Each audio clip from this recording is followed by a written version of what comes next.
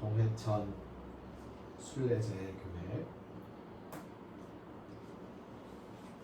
2024년 2월 4일 주일예배를 드립니다. 예수님께서 우리에게 친히 가르쳐 주신 기도를 헬라어 성서 본문에 따라서 함께 드리겠습니다.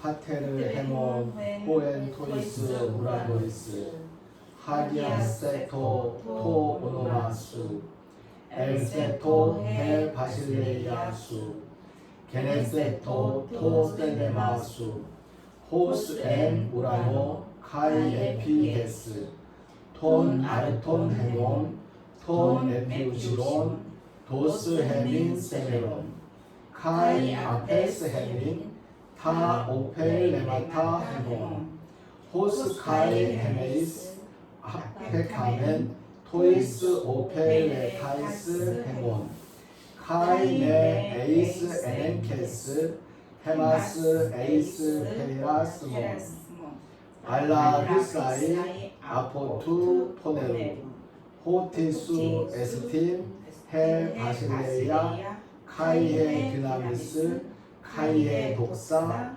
에이스투스 아이오나스. 아멘. 성서의 말씀 히브리서 9장 22절에서 10장 18절까지의 말씀입니다.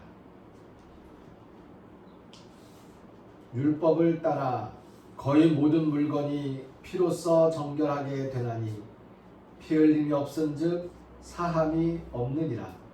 그러므로 하늘에 있는 것들의 모형은 이런 것들로서 정결하게 할 필요가 있었으나 하늘에 있는 그것들은 이런 것들보다 더 좋은 제물로 할지니라. 그리스도께서는 참 것의 그림자인 손으로 만든 성소에 들어가지 아니하시고 바로 그 하늘에 들어가사 이제 우리를 위하여 하나님 앞에 나타나시고 대제사장이 해마다 다른 것의 피로써 성소에 들어가는 것 같이 자주 자기를 드리려고 아니하실지니 그리하면 그가 세상을 창조한 때부터 자주 고난을 받았어야 할 것이로되 이제 자기를 단번에 제물로 드려 죄를 없이 하시려고 세상 끝에 나타나셨느니라. 한 번 죽는 것은 사람에게 정해진 것이요 그 후에는 심판이 있으리니 이와 같이 그리스도도 많은 사람의 죄를 담당하시려고 단번에 들이신 바 되셨고 구원에 이르게 하기 위하여 죄와 상관없이 자기를 바라는 자들에게 두 번째 나타나시리라. 율법은 장차 올 좋은 일의 그림자일 뿐이요 참 형상이 아니므로 해마다 늘 드리는 같은 제사로는 나오는 자들을 언제나 온전하게 할 수 없느니라. 그렇지 아니하면 섬기는 자들이 단번에 정결하게 되어 다시 죄를 깨닫는 일이 없으리니 어찌 제사 드리는 일을 그치지 아니하였으리요. 그러나 이 제사들에는 해마다 죄를 기억하게 하는 것이 있나니 이는 황소와 염소의 피가 능히 죄를 없이 하지 못함이라. 그러므로 주께서 세상에 임하실 때에 이르시되 하나님이 제사와 예물을 원하지 아니하시고 오직 나를 위하여 한 몸을 예비하셨도다.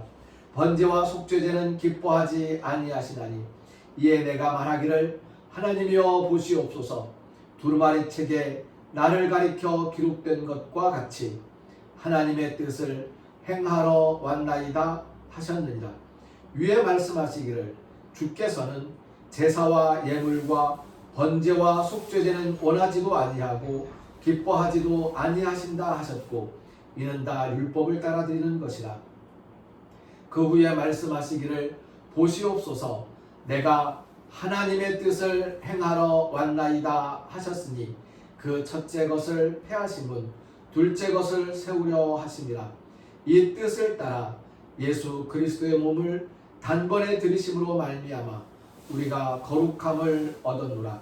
제사장마다 매일 서서 섬기며 자주 같은 제사를 드리되 이 제사는 언제나 죄를 없게 하지 못하거니와 오직 그리스도는 죄를 위하여 한 영원한 제사를 드리시고 하나님 우편에 앉으사 그 후에 자기 원수들을 자기 발등상이 되게 하실 때까지 기다리시나니 그가 거룩하게 된 자들을 한 번의 제사로 영원히 온전하게 하셨느니라. 또한 성령이 우리에게 증언하시되 주께서 이르시되 그날 후로는 그들과 맺을 언약이 이것이라 하시고 내 법을 그들의 마음에 두고 그들의 생각에 기록하리라 하신 후에 또 그들의 죄와 그들의 불법을 내가 다시 기억하지 아니하리라 하셨으니 이것들을 사하셨은즉 다시 죄를 위하여 제사 드릴 것이 없느니라. 아멘.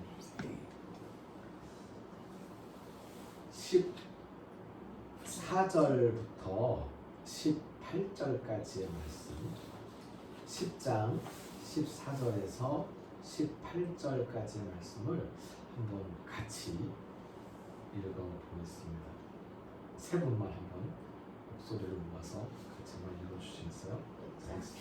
10장 14절에서 18절까지입니다. 읽습니다. 시작.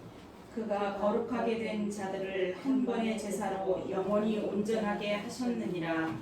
또한 성령이 우리에게 증언하시되 주께서 이르시되 그날 후로는 그들과 맺을 언약이 이것이라 하시고 내 법을 그들의 마음에 두고 그들의 생각에 기록하리라 하신 후에 또 그들의 죄와 그들의 불법을 내가 다시 기억하지 아니하리라 하셨으니 이것들을 사하셨은즉 다시 죄를 위하여 제사 드릴 것이 없느니라.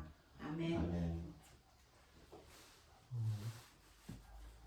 어린 시절에 주일학교 다닐 때 성경 구절 암송을 많이 했었죠. 그리고 그 당시에 중고등학교 다닐 때 우리가 청년 시절에 요즘에는 거의 사라진 그 헌신 예배가 있었고요. 헌신 예배를 드리면 헌신 예배 드릴 때에 그 회원 전문이라고 해서 이름을 부르면 일어서서 성경 구절 한 구절씩 암송하면서 그렇게 지낸 적이 있었습니다. 그때 어느 분이 제 기억에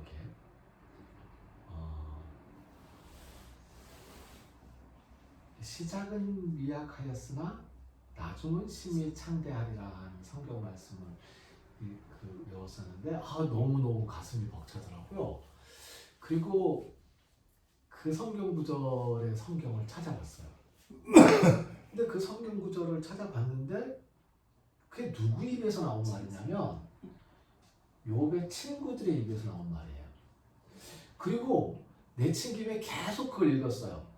근데 읽다 보니까 욥 기사가 꽤 길더라고요. 숨이 차서 못 읽겠어요. 그래서 한 번에 못 읽고 며칠 동안에 걸쳐서 욥 기사를 쭉 읽었습니다. 읽었는데 나중에 가니까 하나님이 욥의 새 친구들을 엄청나게 야단치는 거예요. 그러니까 하나님에게 야단 맞은 사람의 입에서 나온 말을 성경 말씀, 하나님의 말씀이라고 새기고 막 암송을 하는 거죠. 그때부터 제가 고민이 생겼습니다. 내 시작은 미약하였으나 내 나중은 심히 창대하리라 라는 이 말씀이 하나님의 말씀으로, 하나님이 나에게 주신 말씀으로 내가 받아야 되는가, 아니면 이 말씀을 받지 말아야 되는가 하는 고민에 굉장히 시달린 적이 있습니다. 결론은 내리지 못하였죠. 그래, 어떤 말씀을 그 맥락과 그 상황에 따라서 어떤 때는 하나님한테 야단맞을 때도 있고 어떤 때는 같은 말인데 하나님이 우리에게 복 주시는 말씀으로 주실 수도 있지. 우리가 일상생활에서 하는 말 중에서도 그 억양에 따라서 다르잖아요. 제가 늘 인간과 사회라는 수업을 진행을 하면 교양 수업인데 한 2, 3년 동안 안 했었는데 이번 학기는 또 다음 학기는 제가 또 그걸 맡을 것 같아요. 인간과 사회 수업을 하면 첫 시간에 학생들한테 물어보는 말이 있습니다. 오랜만에 친구를 만났는데 친구가 너에게 너 참 많이 변했다 라고 라고 이야기하면 좋겠냐? 너 하나도 안 변했다 라고 이야기하면 좋겠냐? 결론은 그거죠. 어떤 억양과 어떤 말투로 하느냐에 따라 다른 거잖아요. 예. 그래서 그렇게 정정을 그냥 넘어갔어요. 넘어갔는데 그 후로도 성경 말씀을 계속 읽다 보면 이 말씀이 한 구절을 딱 떼어내서 하나님 말씀으로 선포하고 아멘하고 받아들이는데 앞뒤 맥락을 따져서 가만히 있다 보면 하나님이 하신 말씀이 아니고 하나님 그렇게 하지 말라 그랬는데 이거 예수님 뜻은 아닌 말씀인데 라는 형태로 듣는 이야기들이 있다는 얘기죠. 우리가 매주 교회 나올 때마다 나의 죄를 용서해 주십시오 하고 기도하고 또 하룻밤 잠자기 전에 오늘 제가 이런 잘못을 했습니다 라고 죄를 고백하고 용서해 주십시오 라고 이야기하고 우리의 죄의 문제를 해결하기 위해서 매일매일 매 순간 그 내 죄를 끄집어내서 내 죄를 고백하고 우리가 수많은 찬양 기도와 금식 기도를 하면서 그 회개의 기도를 계속하고 그렇게 죄를 회개하는 기도를 정말 열심히 하고 정말 열심히 했는데 오늘 말씀에는 죄를 위하여 다시 제사 드릴 것이 없다. 죄를 위해서 죄 때문에 고민하고 죄 때문에 막 울고 불고 내가 이런 죄를 지었으니 나에게 죽을 수밖에 없고 내 이 죄를 지었으니 벌 받을 수밖에 없는데 나 제발 용서해 주십시오 라고 이야기하는 그 모든 죄 용서에 대한 간구들이 그거 이제 필요 없는 거야. 그거 다 쓸모없는 것이고 그렇게 안 해도 돼. 그렇게 하지 마 라고 말씀하신단 말이에요. 그러면 이 말씀을 우리는 히브리서의 이 말씀을 어떻게 받아들여야 될 것인가? 이 말씀을 아멘하면서 동시에 우리가 죄의 문제에 고민하면서 죄를 붙잡고서 살아가야 될 것인지 죄와 씨름하면서 살아갈 될 것인지 아니면 어떻게 해야 될 것인지 다시 죄를 위하여 제사 드릴 것이 없다라고 한 이 말씀 18절의 말씀은 어떤 의미죠?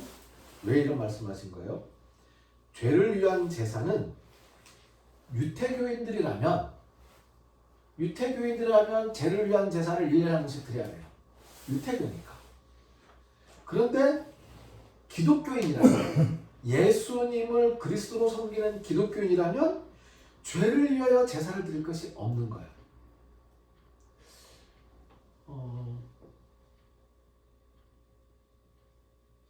그 위에 보니까 어딘가에 지금 읽었던 말씀 중에 어떤 말씀이 있었냐면요.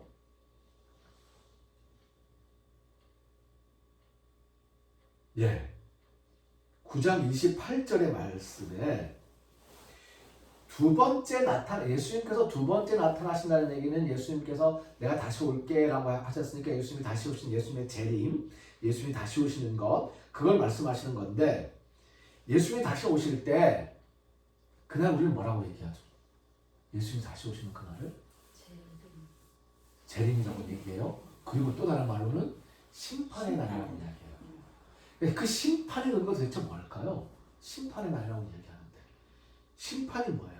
보통 심판이라고 얘기하면 죄를 묻고 벌을 주는 게 심판이라고 생각하잖아요. 근데 심판의 날이라고 얘기하는데 그 앞에 두 번째 나타나시리라 말씀하신 그 앞에 죄와 상관없이 죄에 대한 벌을 내리려고 오는 게 아니라는 얘기예요.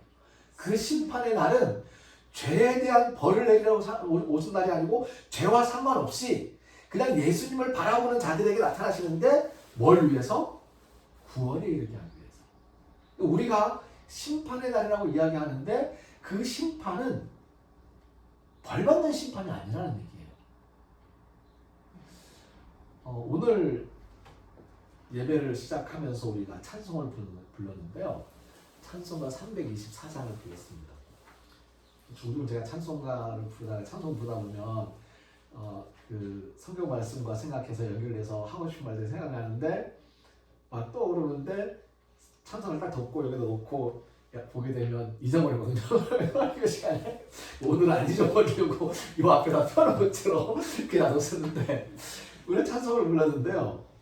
364장 3절 찬송할 때 심판하실 자리까지 함께 한다고 그랬잖아요. 심판하실 자리까지.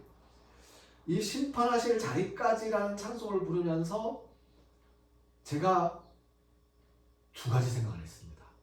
한 가지 생각은 3절 앞에 부른 가사가 겟세마네 동산까지 주와 함께 가려 하네 였잖아요. 근데 3절에서 심판하실 자리까지 였거든요. 그렇다면 이 심판의 첫 번째 의미는 겟세마네 동산인가요? 그러니까 겟세마네 동산에 예수님께서 십자가에 달리실 때 예수님께서 겟세마네 동산에 십자가에 달리는 건 이건 심판이에요. 법정이에요. 처형이었어요. 처형. 그러니까 예수님께서 처형을 당하셨는데 예수님의 죄목이 무엇이었는지 혹시 기억나세요?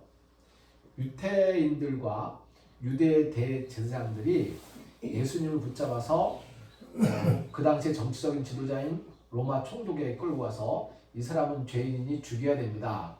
로마 총독이 아무리 살펴봐도 죄를 잘 특정하지 못하겠어요. 그래서 그냥 사면하면 어떨까라고 얘기했을 때 사면은 다른 사람 시키시고 이 사람은 사형에 처해야 됩니다라고 끝까지 유태인들이 주장을 하지요. 그래서 예수님이 처형을 당해야 되죠. 근데 빌라도가 찾지 못했던 죄명, 빌라도가 특정하지 못했던 죄목은 정치적인 어떤 그 율법 이제 법정에서 특정하지 못하는 것이고요. 그렇다면 유대교의 대제사장들이 예수님의 죄를 특정할 수 있었던 것은 종교적인 법정에서 예수님의 죄를 특정한 거거든요. 예수님의 죄가 도대체 무엇이었는지 신성모독. 하나님을 모독한 거예요. 신성모독.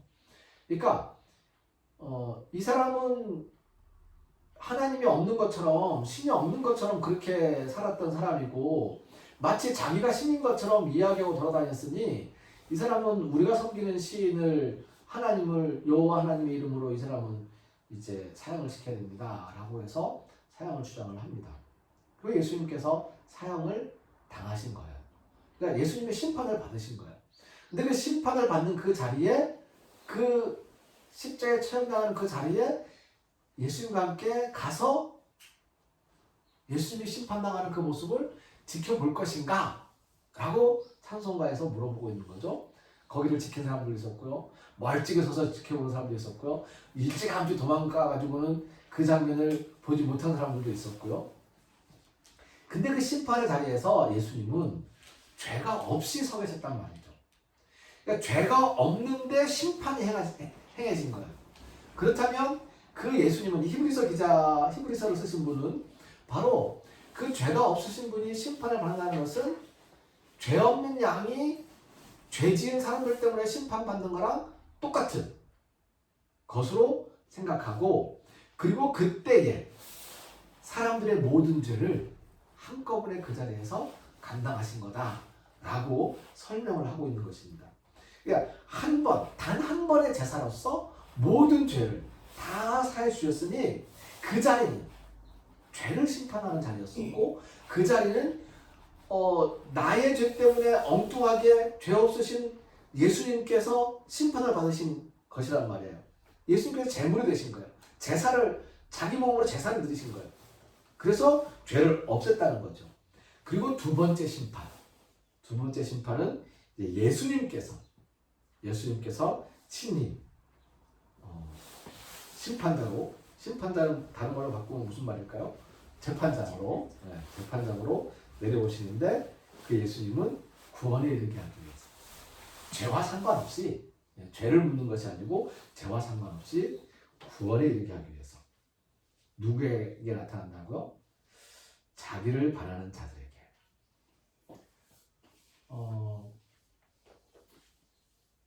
이 말씀도 상당히 고민되는 말씀이에요. 예수님께서 두 번째 나타나신다는 게 자기를 바라는 사람들에게 나타나시는 거다. 그러면은 예수님을 바라보지 않는 사람에게는 안 나타나시나? 갑자기 그런 고민이 드는 거야. 네. 그럼 이 말씀을 액면으로 이해를 하면 어떻게 이해가 되냐면 사람이 죽어요. 살아있을 때든지. 그러면 사람들의 죄 문제를 가지고 고민을 할 수 있는데 예수님께서는 이미 우리의 죄를 다 씻어주셨고 죄를 해결해 주셨고 죄의 삭슬을 다 치르셨고 속한금을 내셨고 제물이 되셔가지고 우리의 모든 죄를 다 한 번에 감당하시고 십자가의 제물로 돌아가셨는데 그런 예수님을 바라보면서 예수님께서 죄 없이 죽으셔서 나를 구원하셨군요 라는 그 마음으로 예수님이 다시 나타나면 내가 어떻게든 이 은혜를 갚아야 될 텐데 예수님 나타나면 어떻게든 감사합니다 하고 예수님 그리고는 가버리셨으니 나를 내 죄를 대신해서 죽어버리고 생각해 보세요. 이 전쟁터에서 총알이 날라오는데 내가 총알 맞을 건데 누가 나 대신 총알 맞고 죽어버렸으니 나는 지금 나한테 오는 총알을 네가 뛰어들어서 맞고는 죽은 거예요. 그럼 붙잡고 야 그 총알 나한테 날아오는데 왜 네가 뛰어들어서 네가 죽냐고 좀 깨나보라고 할 거 아니에요. 근데 안 깨나잖아요. 언제 이 사람 다시 봐. 다시 보면 어떻게 될 거예요. 그런 마음으로 예수님을 바라보는 사람에게 두 번째 나타나신다면 우리는 어떻게 할 것인가 라는 생각을 하게 되는 겁니다. 성경 말씀은요 명쾌하게 설명하면 굉장히 명쾌해집니다. 그래서 성경 말씀을 하나의 주제로 정리해서 66권 전체를 관통해서 딱 한마디로 이야기할 수 있어요. 이거는 성경을 처음부터 끝까지 한 번, 두 번 이상 읽어본 사람들은 누구나 알 수 있어요. 누구나. 네. 이 은혜를 받은, 특별한 은사를 받은 어떤 한 사람이 하는 것이 아니고요. 누구나 알 수 있어요. 한마디로 딱 정리하는 것은. 근데 그게 다 달라요. 저마다 다 다릅니다. 근데 사람들은 명쾌하게 한마디로 이야기해 줄 수, 정리할 수 있는 능력이 나에게도 있다는 걸 깨닫지 못하고 명쾌하게 한마디로 정리해주는 그 사람의 말을 듣고 그 사람에게 열광을 하죠. 그래서 이단들이 나타나는 거예요. 그래서 이단들이 나타나는 거예요. 근데 사실은 모두가 다 할 수 있어요. 다른 말로 얘기하면 성경은요 한마디로 명쾌하게 설명이 안 돼요. 그러니까 이 자기를 바라는 자들이 두 번째 나타나신다는 이 말은 예수님이 두 번째 재림하시는 심판의 날에는 예수님을 믿는 사람들만 예수님을 만난다는 얘기예요. 예수님을 안 믿는 사람들은 예수님 안 나타나는 거예요. 그냥 냅둔다는 거죠. 네. 근데 또 다른 말씀에는 오른편과 왼편 얘기하면 그때는 둘 다 눈에 띄는 거잖아요. 네. 그 말씀은 그 말씀이고 이 말씀은 이 말씀이고 어떻게 해야 되지? 고민이 됩니다. 오늘 읽은 말씀 중에서 사실 제가 붙잡은 말씀은 어느 말씀이냐면 9절 말씀과 10장 9절 말씀과 7절 말씀에 기록되어 있는 말씀입니다. 하나님의 뜻을 행하러 왔나이다. 9절 말씀에서도 내가 하나님의 뜻을 행하러 왔나이다. 첫 번째 것은 패하시고, 패한다는 얘기는 제거한다는 뜻입니다. 수정한다는 뜻이 아니에요. 패하시고. 근데 첫 번째 것이 무엇이었었죠? 그게 구약이었잖아요. 그것을 패하시고, 그 둘째 것을 세우려 하십니다. 새로운 것을 세우려 한다. 새로운 약속을 세우려 한다. 이 새로운 약속이 무엇이냐라는 라는 거죠. 내가 하나님의 뜻을 행하러 왔나이다 하셨으니 이것은 첫 번째 것은 폐하고 없애고 두 번째 것을 세우겠다고 하시면서 그 두 번째 것, 새로운 것을 세우는 방식으로 그리스도께서, 예수님께서 자기의 몸을 단번에 들이셔서 우리의 죄를 없애시고 다시 오실 때는 우리의 구원을 위해서 오실 것이다 라는 거죠. 우리가 오늘 예수님께서 가르쳐 주신 기도를 함께 헬라어로 드릴 때에 게네세토 토 셀레마수라고 했습니다. 이 토 셀레마수, 이 글이 금방 읽은 히브리서 10장 7절과 9절 말씀에 나와 있었던 내가 하나님의 뜻을 행하러 왔나이다에서 하나님의 뜻이라고 번역된 말씀 그대로입니다. 거기에도 토 셀레마 수라고 기록되어 있습니다. 수는 당신의라는 거거든요. 그러니까 제가 당신의 뜻을 이루러 왔습니다. 제가 당신의 뜻을 행하러 왔습니다. 라고 이야기를 한 거예요. 예수님의 말씀으로 예수님께서 하나님께 제가 당신의 뜻을 행하러 이 땅에 왔습니다. 라고 말씀하시는 것이고, 그리고 우리에게 기도를 가르쳐 주실 때에 당신의 뜻을 제가 이루어 드리도록 허락하시고 제가 당신의 뜻을 이루겠습니다. 이루어 드리겠습니다. 라고 기도하라고 말씀에 가르쳐 주셨던 거죠. 토 셀레마수, 내가 하나님의 뜻을 행하러 왔나이다.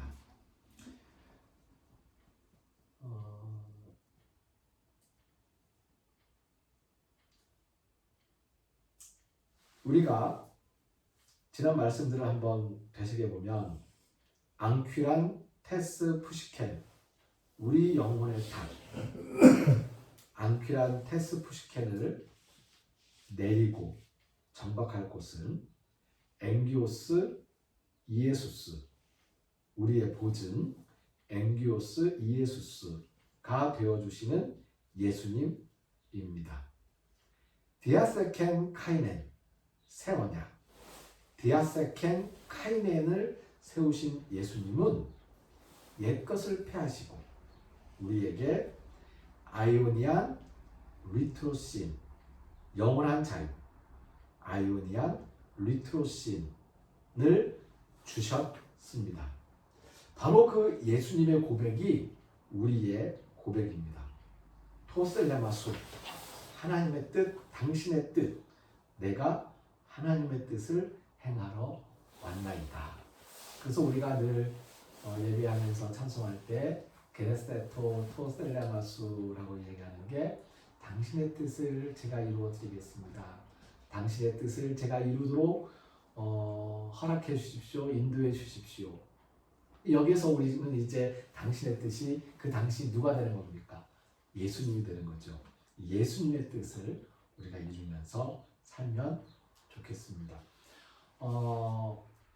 이제 우리에게 심판이라는 단어는 아무리 심판이라는 단어를 쓰더라도 그건 우리에게 구원인 거예요. 네.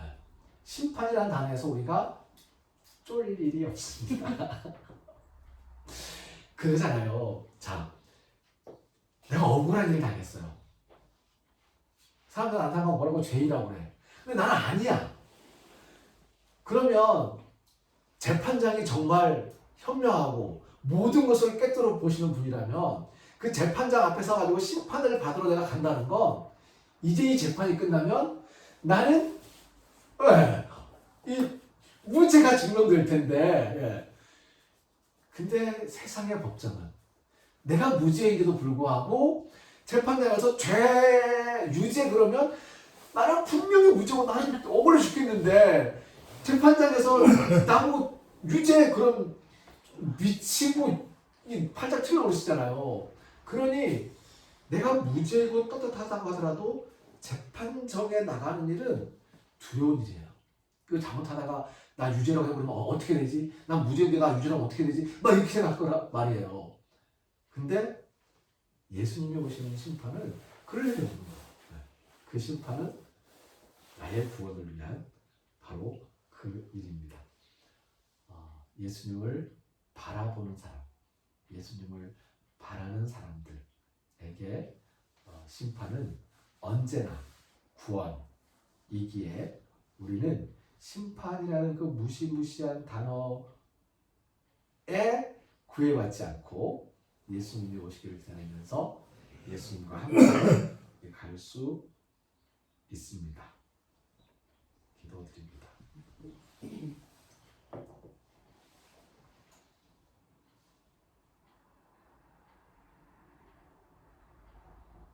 우리의 죄를 당신의 몸으로 피 흘리심으로 깨끗하게 사하여 주신 예수님. 예수님의 뜻이, 예수님의 고백이 내가 하나님의 뜻을 행하러 왔나이다 하셨던 것처럼 예수님을 바라는 우리 모두가 저희가 예수님의 뜻을 행하러 왔습니다 라고 고백하며 살아갈 수 있도록 인도하여 주시옵소서.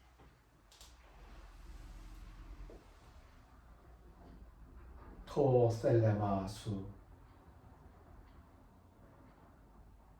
뜻을 이루며 살아가리라 다짐하는 우리 모두에게 뜻을 찾아 길을 걷고 있는 순례자들에게 뜻을 발견하고 감사하게 될 순례자들의 발걸음 위에 순례자들을 돕기 위하여 그 평화를 위하여 그 안식을 위하여 땀 흘리는 일꾼 순례자들의 손길 위에 그 땀방울 위에 하나님께서 내려주신 은혜에 감사하면서 정성을 들이고 헌신하는 그 영혼, 그 살아있는 몸들 위에 우리를 죽음에서 살리시는 주 예수 그리스도의 은혜와 하나님의 크신 사랑과 성령님의 함께 하시며 교통하시는 은총의 역사가 이제로부터 영원까지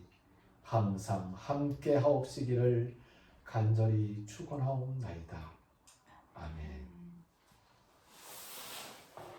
기네세토 토셀레마수 함께 찬송합니다. 게네세토 토셀레마수 게네세토 토셀레마수 게네세토 토셀레마수 게네세토 토셀레마수. 교회의 주인은 예수님입니다. 동해천 순례자의 교회 일꾼들은 순례자들을 귀한 손님으로 모시기 위해 정성을 다하겠습니다.